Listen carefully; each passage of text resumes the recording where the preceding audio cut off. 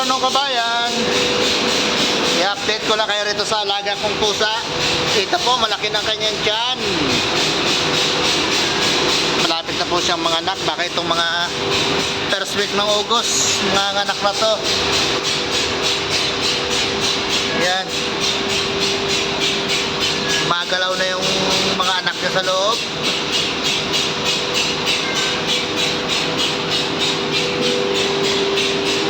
Panay ang hingi ng pagkain, mahina naman kumain. Gusto'y laging natutulog. Yan siya, oh, laki na ng tiyan ng aming alaga. Yan, nagpapabibi pa, papalambing-lambing pa. Yan ang tiyan niya, oh. Nabukol na yung anak, nagalaw-galaw na.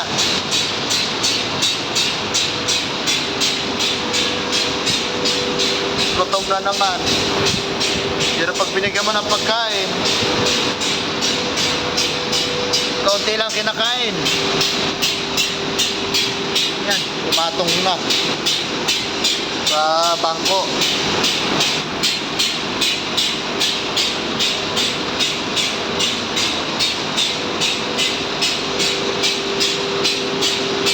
Sana maraming anak nito. Kasi po yung mga kapatid nito, yung nagang mamatay.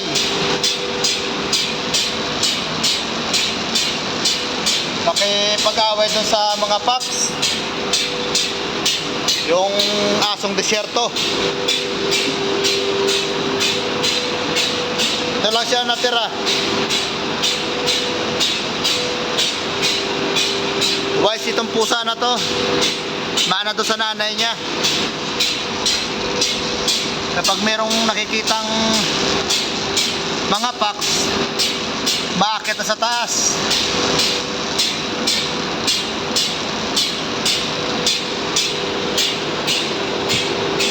Ayan siya. Lapad na ang likod.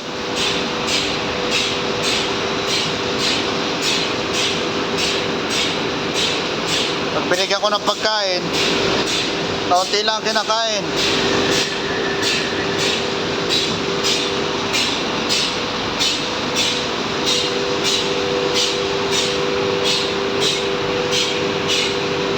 Ito yung anak niya, oh, nagalaw na sa loob.